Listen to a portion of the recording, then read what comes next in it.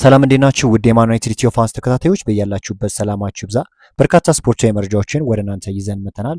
እስከ ፕሮግራማችን መጠናቂያ ድረስ አብራችሁን ቆዩ።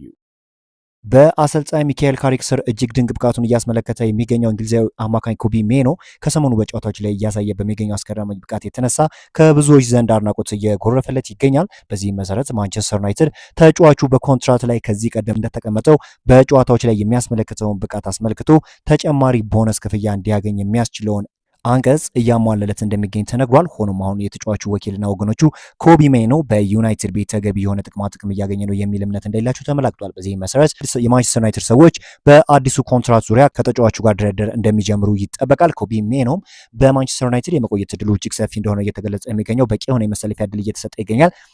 ተጫዋቹ በጣም ፖቴንሻል እንዳለው ሁላችንም እናውቃለን። እንዲሁም ከማንቸስተር ዩናይትድ እኮ ሊወጣ ነው ሲባል እኮ ብዙ የማንቸስተር ዩናይትድ ደጋፊ ቅሬታ እያመለከተ ነበርና ተጫዋቹ አሁን እንግዲህ ባለው ሁኔታ ከባቢው ደስተኛ እንደሆነና በማንቸስተር ዩናይትድ ቤት የመቆየት እድሉም ሰፊ እንደሆነ እየተገለጸ ይገኛል። ዩናይትድ የ18 ዓመቱን የብላክበርን ግብ ጠባቂ ሰለሞን ኦንራን አስፈርሟል። ግብ ጠባቂው ሰለሞን ኦንራ ከ21 ዓመት በታች ቡድኑ ጋር ይቀላቀላል እና የሚገርመው ነገር ደግሞ የሰለሞን ታናሽ ወንድም የሆነው ዚኮ ኦንራ እርሱም ግብ ጠባቂ የሆነው በዩናይትድ ከ14 ዓመት በታች ቡድን የሚጫወት ይሆናል።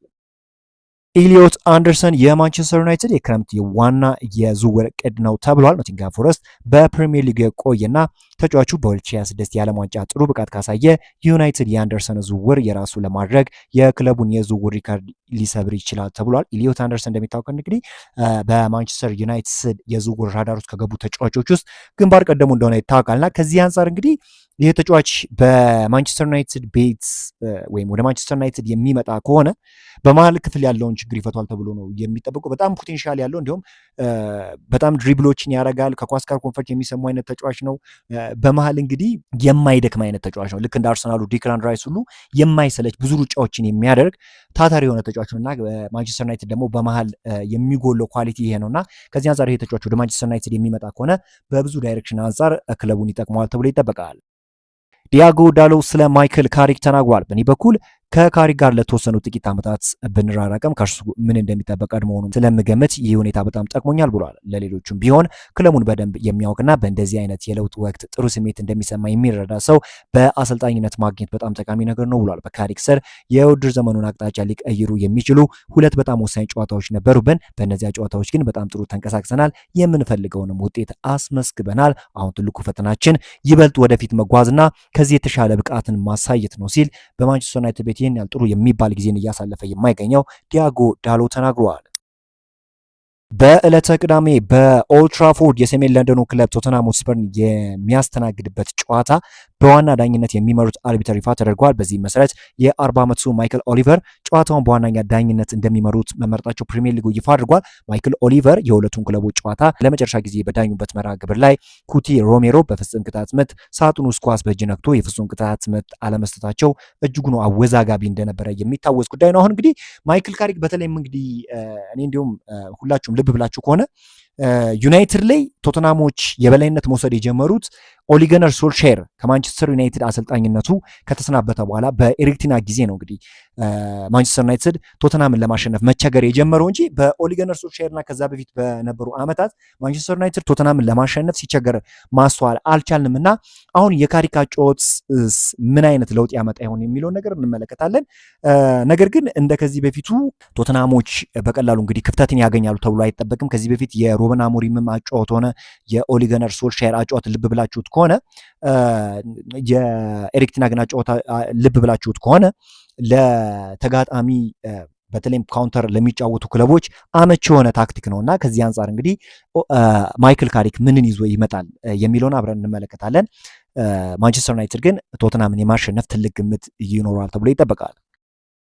እስካሁን በማንቸስተር ዩናይትድ እና በሃሪ ማጉዌር መካከል የውል ማራዘሚያን በተመለከተ የላቀ ንግግር እየተደረገ እንደማይገኝ ተገልጿል። ቅርብ ጊዜ በማንቸስተር ዩናይትድ እና ወኪሎች መካከል ውይይት ቢደረግም ተጨባጭ ነገሮች አለመኖራቸው ተሰምቷል። በርካታ የጣሊያን ክለቦች በጥር የዝውውር መስኮት ማጉዌርን ለማስፈረም ቢሞክሩም ማንቸስተር ዩናይትድ ሁሉንም ጥያቄዎች ውድቅ ማድረጉ ነው የተመላከተው። ማንቸስተር ዩናይትድ ለሃሪ ማጉዌር አዲስ ኮንትራት ያቀርብለታል ተብሎ ይጠበቃል ወይም አይጠበቅም የሚለውን ነገር በቅርቡ የሚያሳውቅ ይሆናል። ከዛ ውጪ ማንቸስተር ዩናይትድ በቀጣዩ ክረምት ማኑኤል ኡጋርቴን ለመሸጥ አቅዷል ተብሏል። ጋላታሳራይን ጨምሮ 3 የቱርክ ክለቦች ተጫዋች ላይ ፍላጎት እንዳሳዩ ነው እየተገለጸ የሚገኘው። በማንቸስተር ዩናይትድ ቤት በጣም ጥሩ የማይባል ጊዜን እያሳለፈ የሚገኝ ተጫዋች እንደሆነ ይታወቃል። የኡራጋይ ተጫዋች እና ከማንቸስተር ዩናይትድ የመልቀቅ እድሉም ከፍተኛ እንደሆነ ታማኝ የሚባሉ የዜና አውታሮች እየገለጹት ይገኛሉ። የባሎንዶር አሸናፊው ማይክል ኦዌን የ22 ዓመቱ ስሎቬኒያዊ ወጣት ከተቀያሪ ወንበር ተነስቶ ከገባ በኋላ የማሸነፊያውን ግብ ሲያስቆጥር በማየቱ እንደተደሰተ ተገልጿል። ይህ ግብ ለሱ ጥቅም ይኖረዋል። በእንደዚህ ያለ ከፍተኛ የዝውውር ዋጋ ሲመጡና ሁሉም ሰው እነሱን ሲመለከት ቀላል አይደለም። ሁሉም ሰው ይህ ማንቸስተር ዩናይትድ የ9 ቁጥር ቦታ ለረጅም ጊዜ ፈታኝ እንደነበረ ያውቃል። ከዚያም ሼሽኮ ሄዶ ይህንን አደረገ። የሚያምር የመጀመሪያ ንክኪ፣ ተከላካዩ ሲመጣ ኳሱን እንደማይቀማ ትንሽ ክፍት ቦታ ሰጠ። ከዚያም ድንቅ አዟዟርና አጨራረስ ኳሷን ሲመታ ግብ ጠባቂው ሊደርስበት አልቻለምና አስቆጠረው። ለሱ ከመደሰት በቀር ሌላ ነገር ማድረግ አይገባም። ሲቸገር ስታየው ጥሩ አይደለም ሲል ኦውን አክሎ ተናግሯል። ለዚህ ጊዜ በጣም ጓግቶ ነበር ብዬ ገምታለሁ። ይህ ደግሞ የማንቸስተር ዩናይትድ ህይወቱን በትክክል እንደሚያስጀምረው ተስፋ አድርጋለሁ ሲል ማይክል ኦውን ተናግሯል። ማንቸስተር ዩናይትድ በውሰት ወደ ሌተን ኦሪየንት ልከውት የነበረውን የመሃል ሜዳ ተጫዋች ጃክ ሞራውስን መልሰው ጠርተውታል። ጥሩ የሚባል ጊዜ አሳልፏል በውሰት እና አሁን ማንቸስተር ዩናይትዶች ካለባቸው የስኳድ ጥበት አንጻር ተጫዋቹን ወደ ኦልድ ትራፎርድ እንዲመጣ እንዳደረጉ ነው እየተገለጸ የሚገኘው። ከዛ ውጪ ሴኮ ኮኔ እስከ ውድድር ዓመቱ መጨረሻ ድረስ በሚያቆየው ውሰት ውል የኢኒዮስን ሁለተኛ ክለብ ላውሰን ስፖርትስን ተቀላቅሏል። ከዛ ውጪ ማንቸስተር ዩናይትድ አዲስ የግራ ተከላካይ እያፈላለገ እንደሆነ ተገልጿል። ማንቸስተር ዩናይትድ አዲስ የግራ ተከላካይ ለማስፈረም የሚያደርገውን ጥረት አጠናክሮ የቀጠለ ሲሆን የጀርመኑን ኢንትራ ፍራንክፈርት ተጫዋች ናታኒኤል ብራውንን ለመመልከት ስካውቶችን ወደ ጀርመን ልኳል። በጣም ጥሩ የሚባል እንቅስቃሴን ማስመልከት የቻለ ተጫዋች ነውና ዩናይትዶችም ይህንን ተጫዋች ለማስፈረም ወሳኝ የሆኑ ድርድሮችን ለማድረግ ዝግጁ እንደሆኑ ነው እየተገለጸ የሚገኘው። ከዛ ውጪ እጅግ አስገራሚውን መረጃ ወደ እናንተ ላጋራችሁ። እንግዲህ ማይክል ካሪክ ማርከስ ራሽፎርድን ወደ ኦልድ ትራፎርድ የመመለስ ሀሳብ እንዳላቸው ነው እየተገለጸ የሚገኘው። ምናልባትም ማይክል ካሪክ በማንቸስተር ዩናይትድ ቋሚ አሰልጣኝ ተደርገው የሚቀጠሩ ከሆነ ማርከስ ራሽፎርድ ወደ ማንቸስተር ዩናይትድ የሚመለስበት እድል ይኖራል። አሁንም ቢሆን ማይክል ካሪክ በማንቸስተር ዩናይትድ ይቆያሉ ወይም አይቆዩም ለሚለው ጋራንቲ የሆነ ነገር የለም።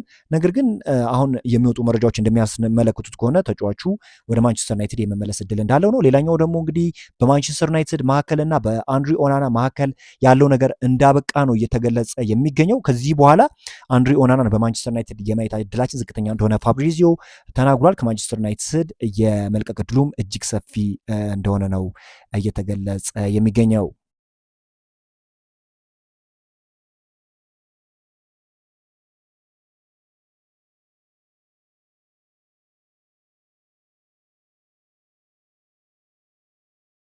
በዛሬው ዕለት እንግዲህ ማንቸስተር ዩናይትድን የተመለከተ ወሳኝ መረጃን ይዤላችሁ መጥቻለሁ። ይህ አብራችሁን ስለቆያችሁ ከልብ አመሰግናለሁ።